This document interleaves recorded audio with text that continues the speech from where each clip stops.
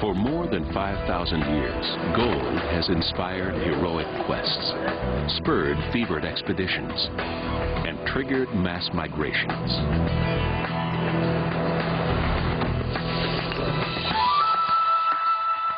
Few objects have such power to move humans physically and emotionally. Look at the gold rushes and you look at the Spanish in South America, all focused around gold and people's desire for it. But what journeys does gold itself take? The gold that has been produced since day one, 85% of that gold is still being used today. In what unexpected places do people find it? And to what extremes will they go to get it? What strange and beautiful transformations does gold undergo in its lifetime? And what routes does it follow as it travels from the center of the earth to high fashion and on into deepest outer space? These questions can only be answered by journeying around the globe in search of the secrets of gold.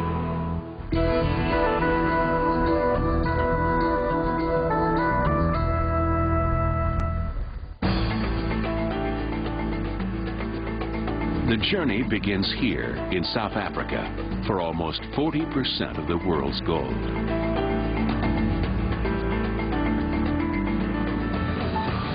From the mine tailings or man-made mountains that rise above the plains, to the numerous place names that reflect the precious metal's role, the land and history are rich with gold. But extracting this bounty comes at a steep price. Kopanang Mine never sleeps. For workers on the morning shift, the sun has barely risen before they make their way to the mine. They are greeted by steel barriers and barbed wire. And just as the day begins, they plunge into darkness once again.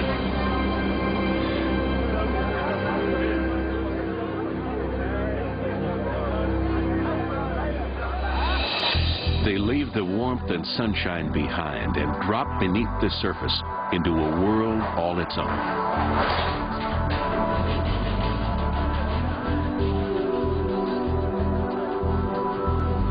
In the mine, workers speak their own unique language. Called Fanagalo, it has 2,000 words, 500 of them curses and swears. It's a fitting dialect for this rough and dangerous place. 4,000 people a day drop 2 miles to the bottom on a ride that takes over 10 minutes. And it's just the beginning. With over 250 miles of shafts, Kopanang is a small city tunneled from solid rock. It contains machine shops, infirmaries, and even its own railroad.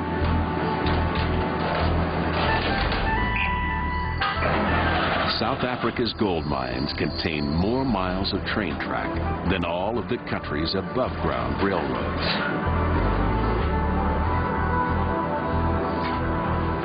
Around the clock, trains shuttle miners to work sites as far away as 3.5 miles. Assistant manager Frick Puri spends most of his waking hours in the mine. From the shop to the working place is a distance of 2 kilometers that you need to travel to get there. There are some of the working places currently that is running 6 kilometers away from the shaft barrel that we're exploring and open up new ground currently. On the sidewall itself, you get a solid rock there, and then on the solid rock there's basically like a mesh, steel mesh with lacing that we put on it. Now it protects small rocks from coming off, but it also the layers is not coming loose by having the mesh there to open the tunnel and keep the tunnel open. Cave-ins and explosions kill scores of South African miners every year. But the greatest everyday hazard comes from soaring temperatures. The rock down here radiates heat stored from when the Earth's crust formed, and temperatures can reach 140 degrees Fahrenheit.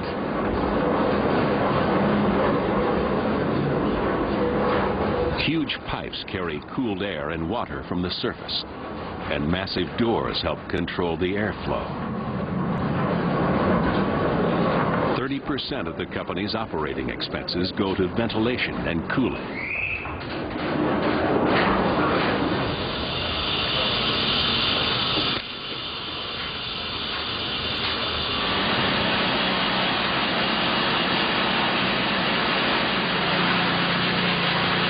Working shafts are carved out just wide enough to allow miners to get at the ore. This saves time and labor, but creates some tunnels as narrow as 3 feet, barely enough to squeeze through. What you basically see here is the reef band. That is what we're looking for. You can see the color in the rock over here. This is a very grayish type of rock. While at the top is also what we call hanging wall and footwall, and this grayish portion over here. So just to take out a piece, that's what we will find the gold in this portion over here. What we do is with these drill machine operators that we've got here, we're drilling basically 6 1-meter long holes that we then charge up with explosives, and we blast it to get 1 cubic meter of rock. And out of that cubic meter of rock, we'll get basically about 14 grams of gold.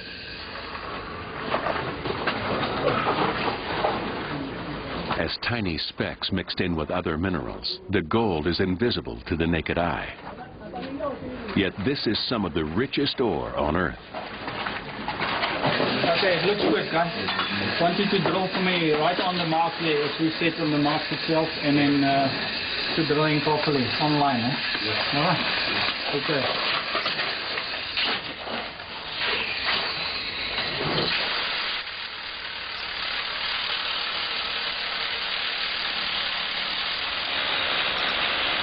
Water pumped from the surface cools and lubricates the drill bit, but little can dampen its roar. Hearing loss is common among miners.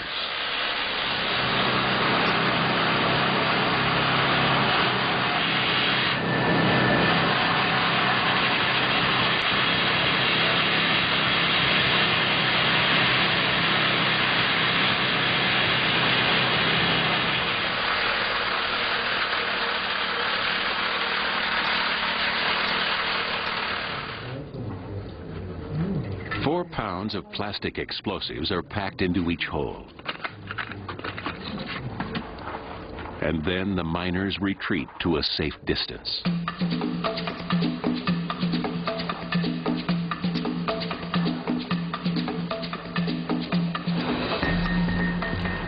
Miners pull 2.3 million tons of ore out of Copenhagen each year.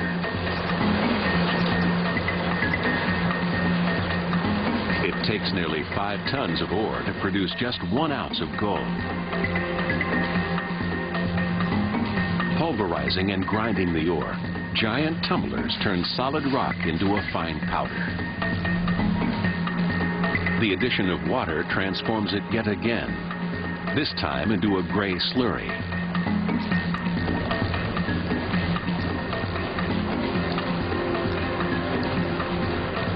What looks like a muddy river is in fact a rich stream laden with gold.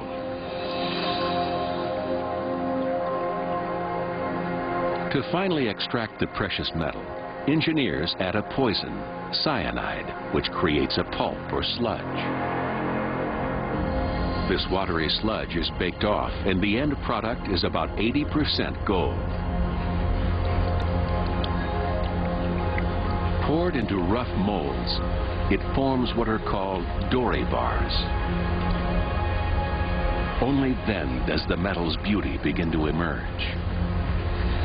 But it has one more journey to make before it becomes pure. Coming up, Raw gold is made pure and then transformed into treasures fit for a king. When Secrets of Gold continues.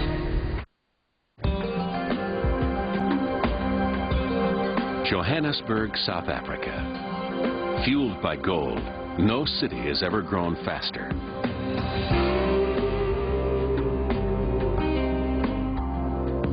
Founded in 1886, its canvas tents gave way to brick buildings and in turn were replaced by steel and glass skyscrapers. Gold transformed Johannesburg from a farming town into a major city. And Johannesburg bars into pure gold.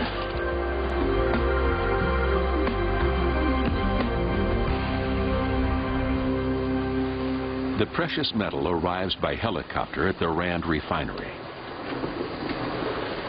Under tight security, workers unload the dory bars. Here, the bars enter the final stages of the refining process. Almost 1/3 of the world's gold passes through the Rand refinery. We're doing about 400 tons a year, just over 2 tons a day of gold that we are refining every day. So that's about at least $20 million worth of gold that we do every single day. Furnaces heat the gold to almost 2,000 degrees Fahrenheit, melting the metal and burning off impurities. Chlorine gas is infused into the liquid gold. It creates toxic vapors, but also binds to the remaining impurities, which then rise to the top of the molten soup.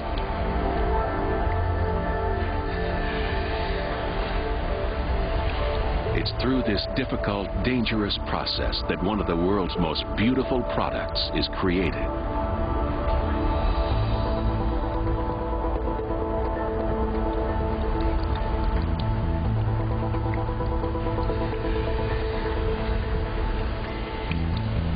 Workers pour the gold like liquid fire into crucibles, which weigh over 40 pounds when filled. The gold almost seems alive, pulsing and glowing as if the fire has awakened its soul. A finishing flame ensures a bright, even surface. As it cools, it retains a warm, honeyed appearance.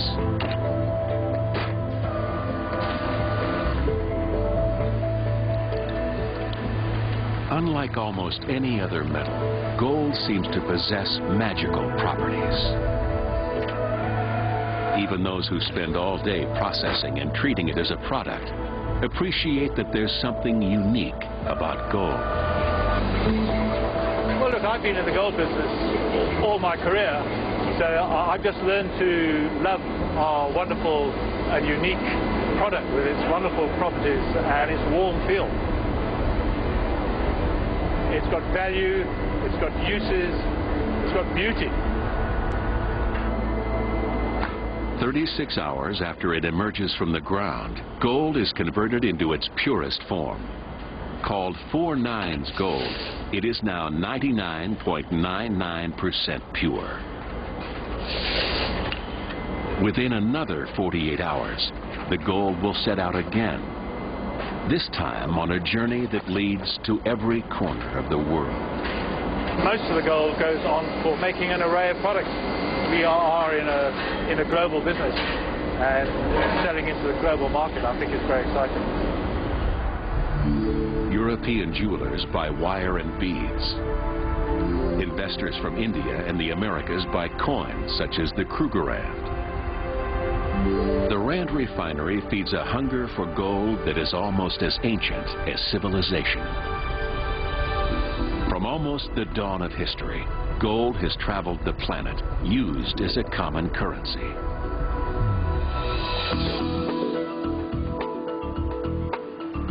In the early 20th century, virtually all of South Africa's gold was shipped 6,000 miles to London, England. Until 1968, nearly 80% of all newly mined gold in the world passed through these streets.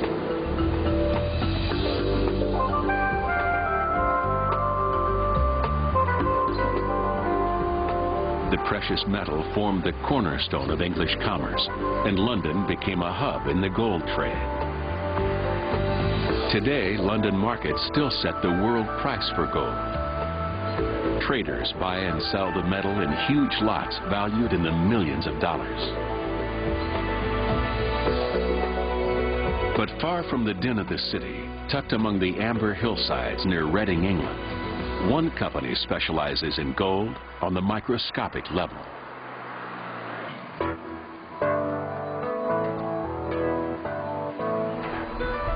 At the Johnson Matthey Company, modern technicians do the work of ancient alchemists, transforming small amounts of gold into spectacular products. They use modern tools and technology to improve on a 1,600-year-old glass-making technique. Now as then, the key ingredient is gold. What we have here are two glass pieces that were poured at 1450 degrees centigrade. The glass at this temperature was molten and was poured out onto a cold slab to quench the glass or freeze the glass into this bath. One of the pieces is transparent and the other piece has the lovely ruby red colour. The only way that this colour can be produced is by adding small amounts of gold to the glass, and it's a property of very small particles of gold that give this bright, striking red colour. Johnson Matthey also specializes in decorating high-end tableware, applying gold to ceramics and porcelain. Some of their wares grace the manors and castles of Britain's high society. But not all gold products are reserved for the upper class. Gold not only becomes what you eat off of, but what you eat with. In fact, much of what we take for granted in the modern world, from DVDs to video games and text messaging, all depend on gold components. Without gold, our quality of life would be very, very different today. There would be no cell phones, there would be no computers, there would be no electronic games, there would be no electronic devices. Aircraft wouldn't fly because they all contain electronic circuitry. A lot of kitchen equipment, your bread maker, your oven, your microwave, all depend on gold and in the electronic circuitry. So the world today would be very, very different and poorer without the use of gold. Johnson Matthey coats an array of industrial products with gold because the metal never rusts. It's one of the best electrical conductors, and it reflects heat and light. In their pursuit of perfection, technicians use electron microscopes to inspect products down to the billionth of an inch. In spite of all its hard, cold properties, gold tugs on men's heartstrings. The whole history of gold is about emotion and relationships with gold. And you look at the gold rushes and you look at the Spanish in South America, all focused around gold and people's desire for it. Next, Secrets of Gold travels from the Andes Mountains of Peru to the royal palaces of Spain.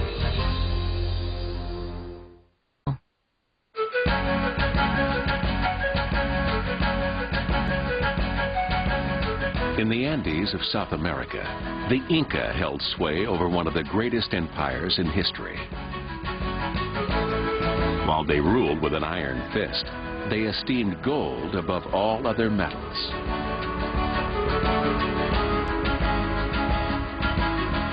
At the Inti Raymi festival in Cusco, Peru, descendants of the Inca recreate their ancestors' winter solstice celebrations.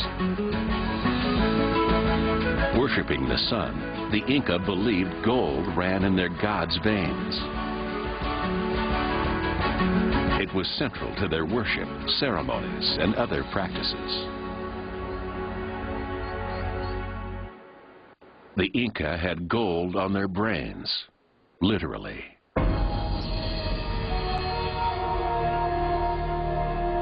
In a practice called trepanning, some Inca nobles drilled holes in their skulls, then covered them with gold.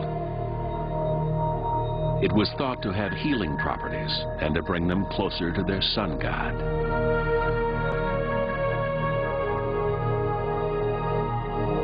Creating golden idols and festooning their temples with the precious metal, the Inca unintentionally brought about their own downfall. Spaniards came in search of gold.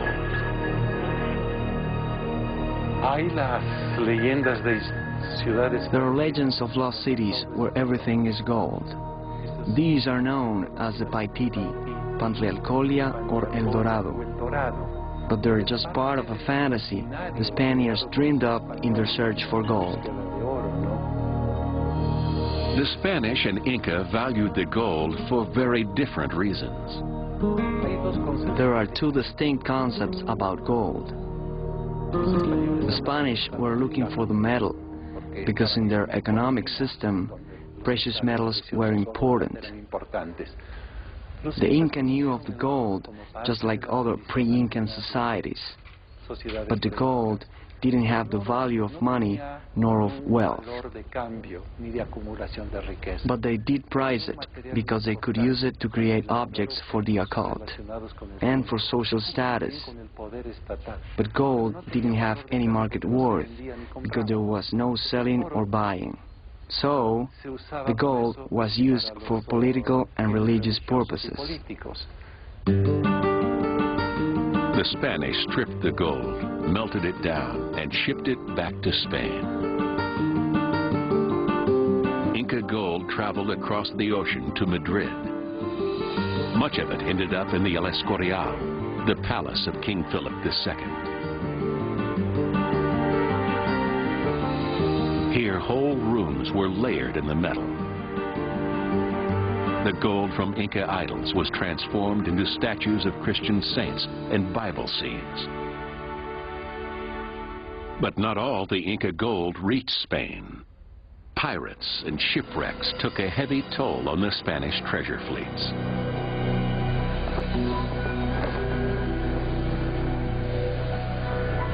Off of Key West, Florida, treasure hunters are trying to bring to light Inca gold that took an unexpected detour. It sank to the bottom of the ocean with a string of Spanish galleons. One ship, the Atocha, was ravaged by 2 hurricanes in 1622 and left a 7-mile-long treasure trail in its wake. The ship's holds contained everything from boxes of priceless emeralds to stones used as ballast.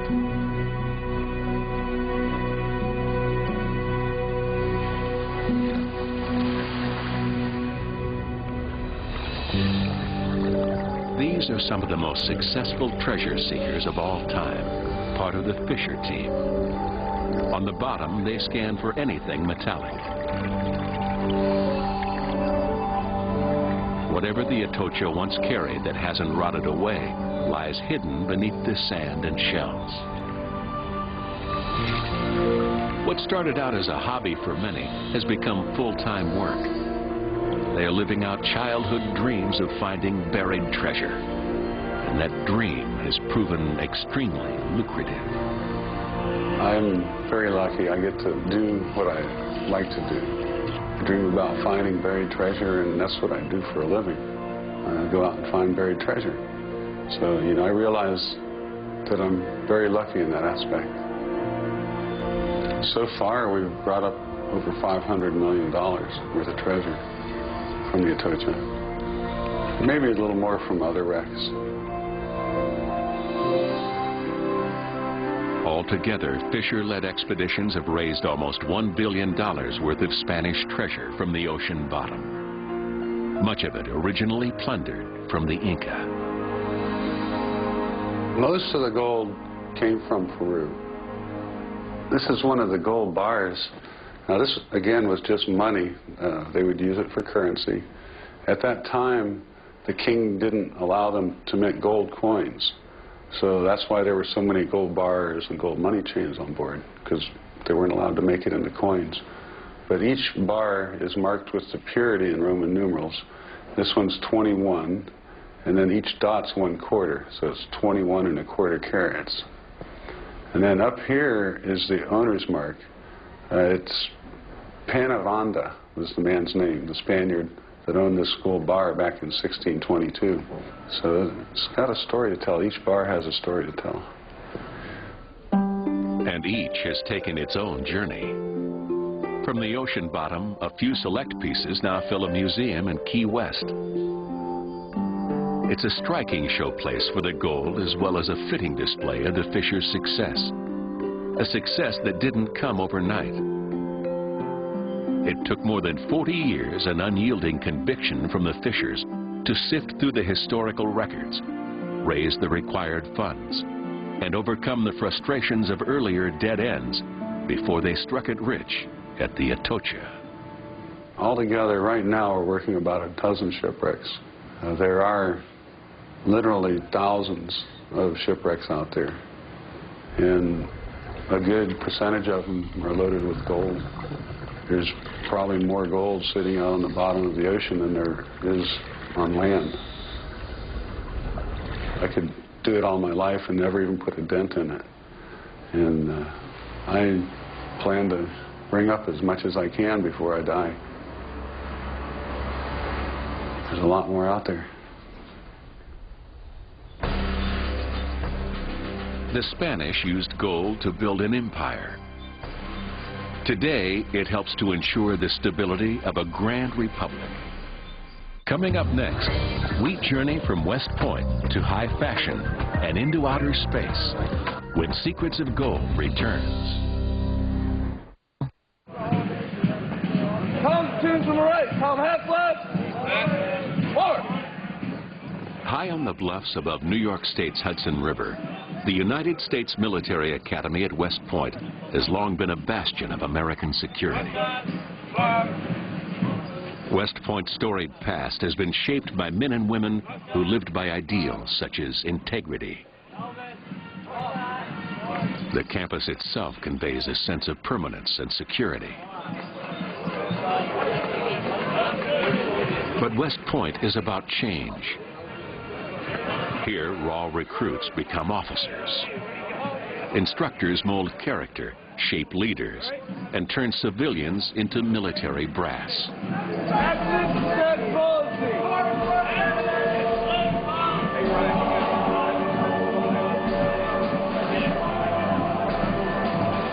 And just yards away, another transformation central to American security takes place. High fences at the West Point Mint guard one of America's greatest secrets.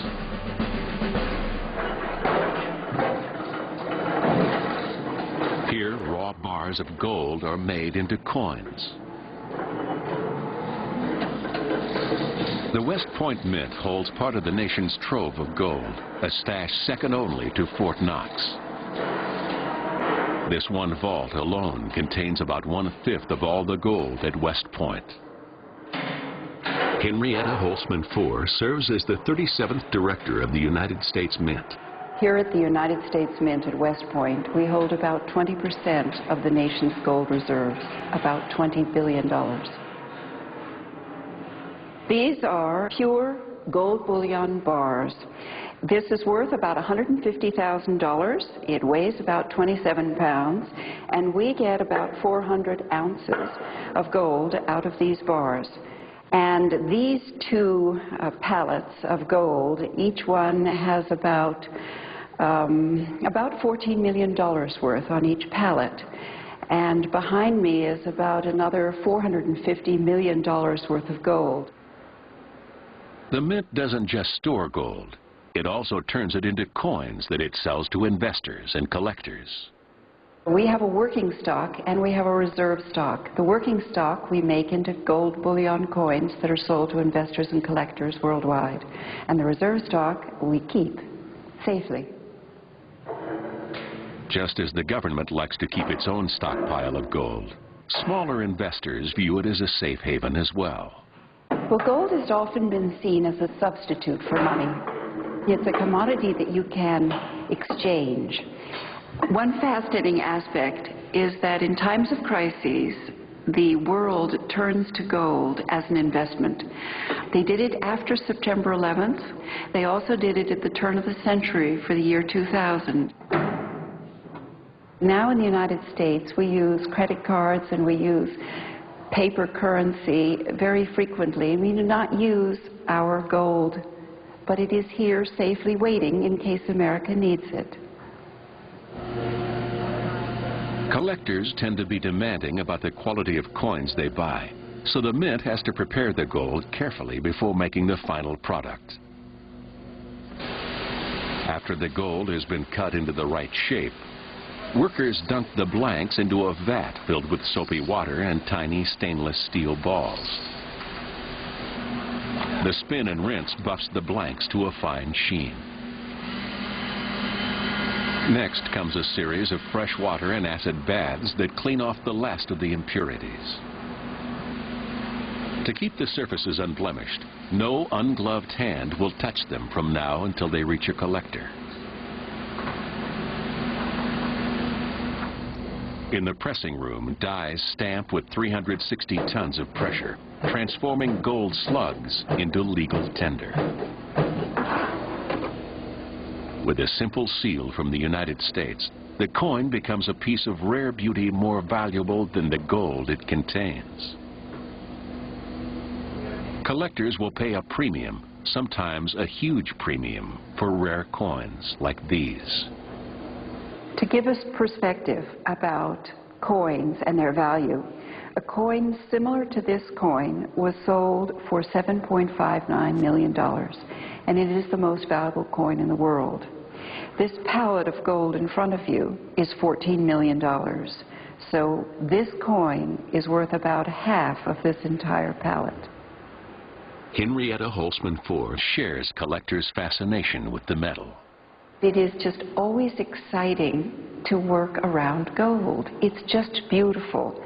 It glows, it has a presence of its own, and it is an honor to be able to safeguard it for the nation.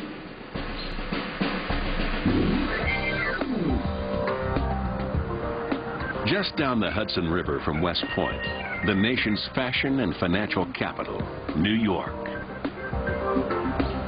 Sheathed in steel and concrete, the city has a heart of gold. Yeah, I think that might look really nice. And this collar, that's really beautiful. Yeah, the Orlandini should stay on that. At a World Gold Council photo shoot, many top jewelry designers put their wares on display. The cold metal sensual side begins to simmer under the hot lights. It takes a lot of hard work to create the impression of glamour. Again, you came up a 10, come up another 10 for me, please. While models' days are long and demanding, gold goes through a far more arduous ordeal. To create their work, jewelers pound, stretch, bend, and knit the metal. Soft and malleable, never corroding and never needing to be polished, gold makes an ideal medium for artists. Radiant and dazzling, gold also gives owners an excellent opportunity to express themselves. That's nice. Bingo. All right. Okay. Okay, now, on this, with this shot, what I really want is ultimate, like, oh my God, what an incredible gift I've just been given. I'm in love with this man. I'm smoldering. I'm going to burst. Okay, sweetheart, you ready? Because of its unique properties, gold plays a central role in many industries, from fashion shoots to space shots.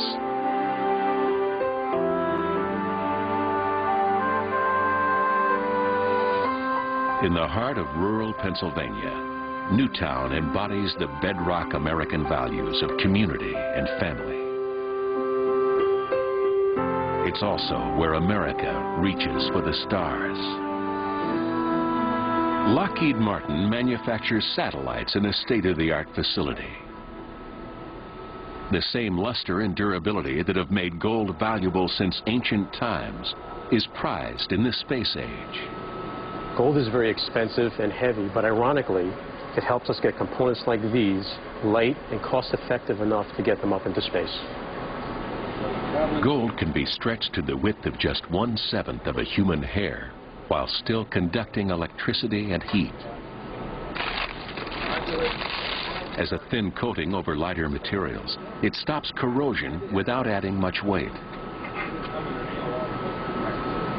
Its unique properties allow gold to boldly go where no precious metal has gone before. And space is one of the most hostile places anyone or thing can go. This is our environmental test facility where we'll simulate the space conditions that the components are going to see and do the testing on them.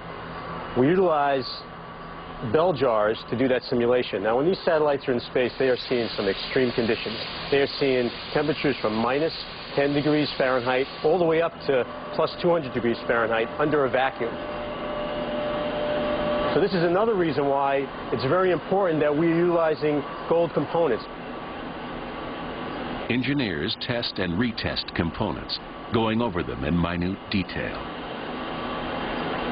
One fault or short in a single part could destroy a $500 million satellite. From Newtown, Lockheed Martin ships the components to a launch site where they are packed into a rocket's payload. Rockets themselves contain many gold components.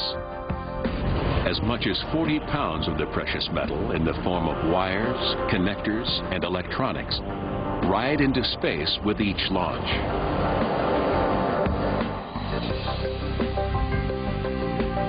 Reflecting the sun, dispersing heat, and conducting electricity, gold on satellites helps to keep our banks, GPS systems, and televisions working. Over 1,000 pounds of gold orbits the Earth, some on board probes and exploratory craft, even ventures out into deep space.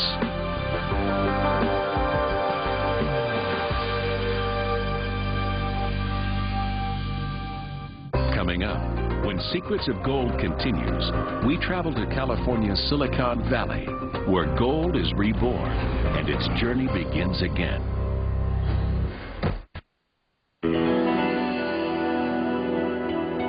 Before outer space, the American West was the great frontier, and California beckoned to dreamers looking for the land of plenty. A trickle of pioneers became a flood as gold rush gave way to agricultural boom times. Fleeing the Dust Bowl, hundreds of thousands from the Midwest and Plains flocked to California. They worked the fields and helped the residents of Gilroy corner the market in one unusual crop: garlic. But one Gilroy company rakes in a different type of crop: computer chips. Famous for its high-tech companies and innovation, Gilroy lies at the southernmost tip of Silicon Valley.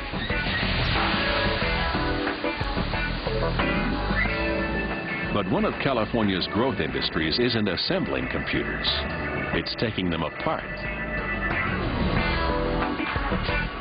At Metech, yesterday's cutting-edge machines end up on the scrap pile.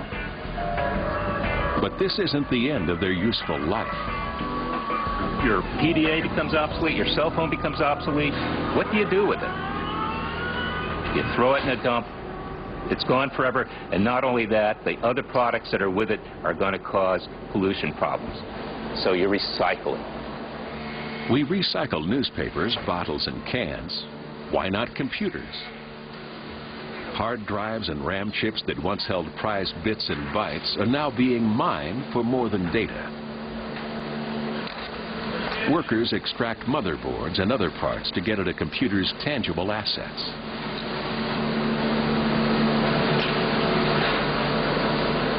In just minutes, they reduce a PC to little more than a heap of parts.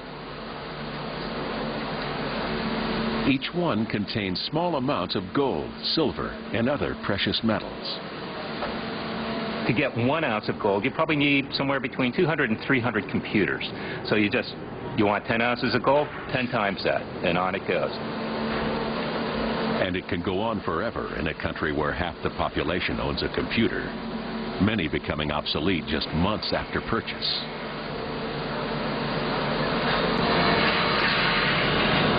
There are roughly 3 ounces of gold in each ton of computer parts. This means that computers contain a higher concentration of gold than even the richest ore pulled out of any mine in the world. Let's take a look at a circuit board like this. This is a newer circuit board. This circuit board is a wealth of material. The most obvious gold is right along these tabs, they call them, or fingers. Each one of these integrated circuits, they contain gold. I took this thing off. This is the microprocessor. This is the heart of the machine. Has gold tabs along here. These contain gold. Take a look at these little switches. They contain gold. Under here is gold. And you know what you have here when you finish? You have a virtual precious metal mine. Just like gold ore from a mine, the computer components have to be prepped to maximize yield. A series of shredders and grinders reduce the parts to uniform-sized pieces. Each motherboard contains about $1.25 in precious metals and costs almost 80 cents to process, making this an economically viable way to extract gold. It's much less expensive to recover precious metal from existing product like this than it is to mine. The energy involved in recovering an ounce of gold from a circuit board is probably 20 times less than the energy involved in getting an ounce of gold out of the ground and into the consumer's hand. Making the pieces consumes the most energy. It burns off the plastics and other impurities, the equivalent to the beginning stages of the refining process for raw gold. The metals are loaded into a furnace and heated to over 1,700 degrees Fahrenheit. Once again, a stream of liquid metal emerges from the fire. Chemically, the gold contained in these bars is the same as that mined in South Africa. Its time as a computer chip was only part of an odyssey that can lead anywhere. We run it through the circuit, and the precious metal goes back in to be reused. Reused in jewelry, reused in coinage, reused in electronics. Gold rarely stays for long in one place, not even at London and Manhattan's most desirable addresses. The gold in our jewelry and computers may have been mined centuries ago and traveled thousands of miles before reaching us. So it's a complete circuit. It's a loop. It's neat. The gold that has been produced since day one, 85% of that gold is still being used today. Never rusting, never tarnishing, and ever precious, gold is destined to never rest, but to travel from one use and place to the next. Who knows where its travels will lead?